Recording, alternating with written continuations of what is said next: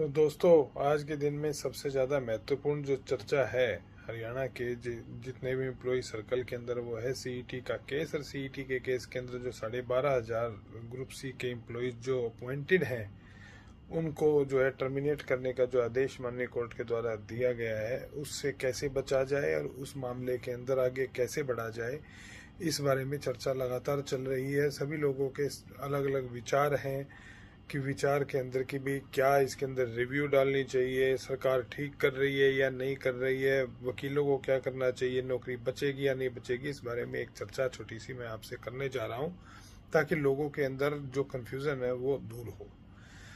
इसमें एक बड़ी गजब की चीज़ क्या है, माननीय कोर्ट के ऑर्डर जो है 31 मई 2024 का जो ऑर्डर है, उसको आपको समझना पड़ेगा। सबसे पहले ऑर्डर है दो पार्ट्स में, दो भागों में। प्रथम भाग जो है वो है 5 नंबर, जो 5% वाला और 2.5% वाला जो बेनिफिट है, जिसको क्वैश किया माननीय कोर्ट ने संवैधानिक बताते हुए, वो है। और द्वितीय भाग जो है उसके अंदर एलपीए 1037/2023 और उसके साथ में कनेक्टिंग मामले जितने भी हैं उनका निर्णय है। एक तो ये चीज को कंफ्यूज कर रहे हैं लगातार लोग कि भाई ग्रुप डी को कोई खतरा है, टीजीटी को खतरा है। इस चीज को तो अपने दिमाग में से कृपया करके प्लीज निकाल दीजिए। ना ग्रुप डी को कोई खतरा है, ना ही कोई टीजीटी को खतरा है, क्योंकि जो दूसरे भाग की जो डायरेक्शन है वो केवल मात्र सीईटी ग्रुप सी को लेकर के है। पहले भाग की डायरेक्शन टीजीटी और ग्रुप डी और सभी को लेकर के है। और पहले भाग में किसी भी रिक्रूटमेंट को क्वेश्चन नहीं किया गया, केवल पॉलिसी को क्वेश्चन किया गया। दूसरे भाग में रिक्रूटमेंट को क्वेश्चन किया गया। ठीक है, ये तो आपको क्लियर समझनी पड़ेगी। अब आ जाते हैं इसकी ऑर्डर की इंटरप्रिटेशन के ऊपर, क्यों इसके अंदर रिव्यू डालनी चाहिए और क्यों इसके अंदर सरकार ने अपील डाल के जल्दबाजी की और गलती की। मेरी जानकारी के अनुसार जो है, इन्होंने अपील इसलिए डाली क्योंकि माननीय जज साहब जो है शायद विदेश में हैं, तो उनके देश में आने का HSCC इंतजार नहीं करना चाहती थी, इसलिए इन्होंने जल्दबाजी के अंदर अपील डालने का काम किया। सुप्रीम कोर्ट के अंदर इन 20 ग्रुपों की कोई सुनवाई उस दिन नहीं हुई। सुनवाई केवल मात्र 5 नंबरों वाले मामले की हुई और इन मामलों के ऊपर सुप्रीम कोर्ट ने कोई भी सुनवाई नहीं की और मामले को पूरी तरह से खारिज करने का काम किया गया। अब आ जाती है बात रिव्यू की। रिव्यू क्यों? पहली बात तो समझिए, review legally and validly maintainable है। इस मामले के अंदर किसी प्रकार का अपने दिमाग के अंदर कोई कंफ्यूजन ना रखें आप सब लोग। इसका कारण है कोर्ट के अंदर जो ऑर्डर के अंदर कुछ ऐसी गलतियां जो कि कमीशन की गलत असिस्टेंस के कारण आई है। मैं आपको बताता हूं, आपने ऑर्डर के अंदर कुछ टेबल्स को देखा होगा, लंबी लंबी वो टेबल्स आई हैं कमीशन के एफिडेविट के कारण। जो एफिडेविट उन्होंने 13 मार्च 2024 का उन्होंने कोर्ट के अंदर सबमिट करने का काम किया था। उस एफिडेविट के अंदर कमीशन ने उन ग्रुप्स का रिजल्ट भी पेंडिंग दिखाया जिनका कमीशन ने निकलवा करके उनको ज्वाइन कराने का काम किया। देखिए कितने गजब, कितनी ज्यादा लापरवाही इन लोगों ने बरतने का काम किया। अब समझते हैं इसके अंदर सबसे ज्यादा जरूरी जो चीज थी, जो कमीशन की तरफ से कोर्ट को बताई नहीं गई, वो यह थी कि इन ग्रुप्स ने कोई भी सोशियो इकोनॉमिक क्राइटेरिया का किसी भी प्रकार का कोई बेनिफिट नहीं लिया है फाइनल स्टेज के ऊपर। और इनिशियल स्टेज के ऊपर भी कहीं ना कहीं बेनिफिट अगर लिया भी होता तो भी इन ग्रुप्स के ऊपर कोई इफेक्ट नहीं होता। हालांकि मेरा मानना है कि बेनिफिट नहीं लिया है, लेकिन इसके बारे में सारा का सारा डाटा जो है वो तो कमीशन के पास ही था, तो कमीशन ने कहीं ना कहीं असिस्ट कोर्ट को नहीं किया। जो वो 20 ग्रुप हैं उनके अंदर 9 ग्रुप अलग और 11 ग्रुप अलग, 2 टेबल्स अलग अलग बनाई गई हैं। जो 9 ग्रुप्स हैं वो वह ग्रुप हैं जहाँ पे टोटल नंबर ऑफ एप्लीकेंट्स जो है 4 गुना से कम है, या फिर वो ग्रुप्स हैं जो कि टोटल नंबर ऑफ एप्लीकेंट्स सभी के सभी जिन्होंने पेपर देने का काम किया। और जो दूसरे ग्रुप हैं आपके 11 ग्रुप्स हैं, वो है total number of eligible candidates, जिसमें 4 गुना से कम है, या फिर सभी एलिजिबल कैंडिडेट्स ने पेपर देने का काम किया है।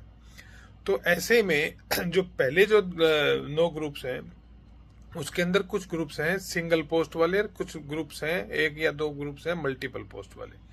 सिंगल ग्रुप का जो सिंगल पोस्ट वाले ग्रुप्स हैं MPAW, स्टाफ नर्स वगैरह, जितने भी VLDA वगैरह, और ऐसे मल्टीपल पोस्ट का ग्रुप है ALM शिफ्ट अटेंडेंट वाला ग्रुप। अब ALM शिफ्ट अटेंडेंट वाले ग्रुप में भी मोर और लेस 3 ही पोस्टें हैं, क्योंकि ALM की पोस्टें अलग अलग यूटिलिटी में उसमें बांटी गई हैं, तो ऐसे में उसको भी सिंगल पोस्ट ही ग्रुप माना जाए। 3 ग्रुप पोस्ट है उसके अंदर, ALM शिफ्ट अटेंडेंट और एक प्लांट अटेंडेंट वगैरह, 2-3 तरह की अलग अलग प्रकार की छोटी मोटी पोस्टें हैं। वो पोस्ट है जिनके लिए एजुकेशन क्वालिफिकेशंस मोर और लेस सेम है, केवल मात्र ट्रेड का फर्क है। एक आधी जगह पे इलेक्ट्रॉनिक्स को अलाउ किया गया, अदरवाइज हर जगह पे इलेक्ट्रिकल ट्रेड ही मांगी गई है। तो ऐसे में उसे भी सिंगल क्वालिफिकेशन का ही, ऑलमोस्ट सिंगल पोस्ट का ही ग्रुप उसको माना जाए। कोई कंफ्यूजन उसके अंदर भी हमें नहीं करना है। अब समझिए इस बात को कि उन सब ग्रुप्स के अंदर जो है ऑर्डर के अंदर एक गलती क्या हुई है कि ऑर्डर के अंदर माननीय कोर्ट ने एक जगह पे यह कहने का काम किया कि जो ग्रुप्स हैं, ग्रुप्स के अंदर री एडवर्टाइज करना जरूरी है, क्योंकि मल्टीपल पोस्ट के लिए इन्होंने प्रेफरेंस गलत तरीके से भरवाई है। जबकि ये पोस्ट तो सिंगल पोस्ट के ग्रुप थे, तो ऐसे में री एडवर्टाइज करने की यहाँ पे कोई जरूरत नहीं थी। ये एक बहुत बड़ा रिव्यू का ग्राउंड इसके अंदर बनता है। रिव्यू का दूसरा ग्राउंड ये बनता है कि आपने सोशियो इकोनॉमिक क्राइटेरिया को कोई बेनिफिट नहीं लिया किसी भी जगह, किसी भी स्टेज के ऊपर, और यदि लिया है तो रिजल्ट रिवाइज किया जा सकता है, क्योंकि सभी कैंडिडेट्स पेपर दे चुके हैं। At least for the first 9 group सभी कैंडिडेट्स पेपर दे चुके हैं, और रेस्ट ऑफ 11 ग्रुप्स के अंदर सभी कैंडिडेट्स पेपर दे चुके हैं, सभी एलिजिबल कैंडिडेट्स पेपर दे चुके हैं। तो अब इसके अंदर एक बड़ी चीज आती है, मेरे को कोई जानकारी मिली कि शायद एक आधे ग्रुप के अंदर 1 या 2 या 3 कैंडिडेट्स जो हैं कहीं ना कहीं रिवाइज रिजल्ट के बाद में एलिजिबल हुए हैं। जब 5 नंबर घटे हैं तो वो कट ऑफ के अंदर कहीं ना कहीं आए हैं, ऐसा मुझे किसी ने बताया है। मैं श्योर नहीं हूँ, जब तक मुझे क्लैरिटी नहीं होगी तो मैं इसके बारे में कुछ भी नहीं कहूंगा। उन ग्रुप्स के अंदर जहां पर इस प्रकार की कोई भी चीज हुई है, मैं आपको बताता हूं, 2016 के अंदर हरियाणा पुलिस की एक भर्ती निकली थी। वहां पर 2 तरह के एग्जाम हुए थे। एक एग्जाम तो मेन एग्जाम हुआ था, और एक एग्जाम हुआ था कोर्ट की डायरेक्शन पे 350 लोगों का अलग से एग्जाम लिया गया था। इस प्रकार की भी कोई चीज निकाली जा सकती है कल को ऑर्डर को पार्टली कॉम्प्लाई करने के लिए, कि सर इन लोगों की तो नौकरी को हमने प्रोटेक्ट करने का काम किया है, जो बच गए 20, 25, 50 लोग आज क्राइटेरिया में आ रहे हैं, उनके लिए हमारे पास में पोस्ट अभी भी अवेलेबल हैं, क्योंकि कमीशन ने सभी पोस्टों को नहीं भरा है। तो वो जो अवेलेबल नंबर ऑफ पोस्ट्स हैं उसके अंदर हम क्या करेंगे, इन लोगों को दोबारा एग्जाम में बिठा देते हैं। दोबारा एग्जाम बिठा करके इनको उन्हीं पोस्ट के अगेंस्ट में सेलेक्ट कर देते हैं जो ऑलरेडी एडवर्टाइज्ड हैं। एक ऐसी पॉसिबिलिटी कमीशन के द्वारा निकाली जा सकती है, जिसका रेफरेंस हमारे पास में मौजूद है। माननीय हाईकोर्ट के एलपीए के निर्णय के बाद 2016-17 में ऐसा किया जा चुका है। इसी हरियाणा स्टाफ सिलेक्शन कमीशन के द्वारा किया जा चुका है, हरियाणा पुलिस की भर्ती में किया जा चुका है। तो कोई कंफ्यूजन ना रहे किसी भी प्रकार का। हमें इन सभी ग्रुप्स को बचाने का काम करना है, क्योंकि ये बचने के लिए सक्षम है। अब यहाँ पर रिव्यू के अंदर जो है बहुत बड़े लोग कह रहे हैं कि रिव्यू नहीं हो सकता, ऐसे होता है जी, सुप्रीम कोर्ट से आदेश आ गया फिर भी रिव्यू कैसे होगा। तो मैं आपको बता दूं, ऐसे भी रेफरेंसेस मौजूद हैं जहां पर सुप्रीम कोर्ट के आदेश के बावजूद भी हाई कोर्ट ने ऑर्डर को रिव्यू करने का काम किया है। कम से कम 10 मामले तो मेरे पास में मैंने अपने हाथ से कराने का काम किया है। आवश्यक होगी तो उन जजमेंट्स को भी हम कोर्ट में पेश करने का काम करेंगे। 2012-13 के रेफरेंसेस वो हैं जहां पर सुप्रीम कोर्ट के आदेश के बावजूद भी हाई कोर्ट ने रिव्यू मेंटेन की एम्प्लॉयज के मामले में, क्योंकि डाटा कमीशन की तरफ से कोर्ट को नहीं दिया गया। तो हम क्या कर रहे हैं, हम ये कर रहे हैं एक कॉम्प्रिहेंसिव डाटा सभी ग्रुप्स का अलग अलग बनाने का काम कर रहे हैं। सभी ग्रुप्स की अलग अलग हम जो है रिव्यू बनाने का काम कर रहे हैं। सभी ग्रुप्स के अंदर अलग अलग ग्राउंड्स के ऊपर हम कोर्ट में जा रहे हैं। कहीं कुछ समझ चीज है, कहीं कुछ चीज है। कुछ तो ग्रुप्स ऐसे हैं जहाँ पे टोटल नंबर ऑफ पोस्ट से भी कम जो है कैंडिडेट्स जो है कहीं ना कहीं एलिजिबल पाए गए हैं। तो एलिजिबिलिटी की इशू को लेकर के भी कोर्ट कंफ्यूज रही इस जजमेंट के अंदर, क्योंकि कमीशन के द्वारा जो अपना एफिडेविट फाइल किया गया 65-66 पेज का, उसके अंदर एलिजिबिलिटी कंडीशंस, एजुकेशन क्वालिफिकेशंस का कोई भी जिक्र कहीं भी किसी भी जगह पर किसी भी स्टेज पर नहीं था। तो वो एलिजिबिलिटी क्वालिफिकेशंस भी हम बताने का कोर्ट को काम करेंगे। अब आ जाती है एक और चीज कि ये फैसला इन ग्रुप्स के ऊपर कैसे आया। ये बहुत जरूरी चीज है, क्योंकि ये भी रिव्यू का हमारा एक बहुत बड़ा ग्राउंड है। आपको मैं बता दूं कि जब 56-57 के केस के अंदर माननीय कोर्ट के द्वारा ऑर्डर को क्वैश किया गया तो कमीशन के द्वारा अपील फाइल की गई, इस बात की जानकारी सबको है।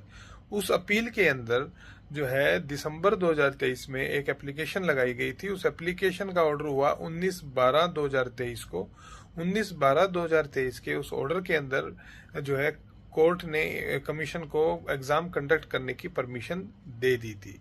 लेकिन उस ऑर्डर की एक बड़ी इंटरेस्टिंग चीज ये है कि परमिशन दे दी थी, लेकिन कोर्ट ने कहीं भी किसी भी स्टेज पे ये नहीं कहा कि भाई यदि मान लीजिए कि आप एग्जाम लेते हैं और इसका एग्जाम जो है इस ऑर्डर इस एलपीए के निर्णय के ऊपर किसी भी तरीके से निर्भर करेगा, तो ऐसे में ये इंटरप्रिटेशन भी माननीय कोर्ट को बतानी पड़ेगी कि आपने अपने इंटरिम ऑर्डर के अंदर ऐसा कुछ भी नहीं कहा था कि कल को ये एलपीए डिसमिस हो जाएगी तो इन लोगों को हटाने का काम कोर्ट करेगी। ये बहुत महत्वपूर्ण चीज है, क्योंकि इन 20 ग्रुप्स को कोई भी चैलेंज नहीं था कोर्ट के अंदर, कोई रिट उनके बारे में नहीं डाली गई, इनमें से किसी को पार्टी इम्प्लीड नहीं किया गया, इनमें से किसी को सुना नहीं गया।